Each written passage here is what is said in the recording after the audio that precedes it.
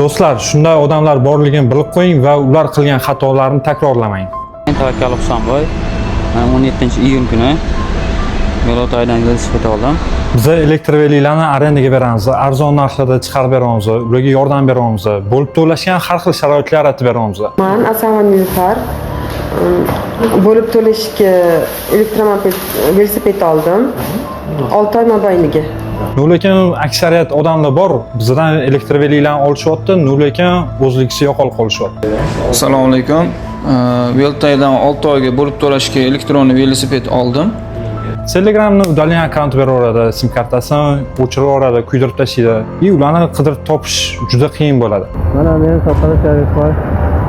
Xorazm viloyatidan kelib Kapital Express'dan nima oldim, velik oldim.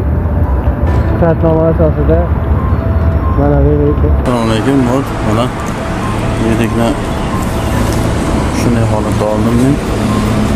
O'zbek 12 sentyabr 2025-yil Yo'lotoy korxonasidan shu velikni arendaga oldim. O'zim olib ekan. O eshak. Oxiri taqalgani o'sha burjikkiga berish yoki sudlashish bu o'sha juda bosh og'riqli holat.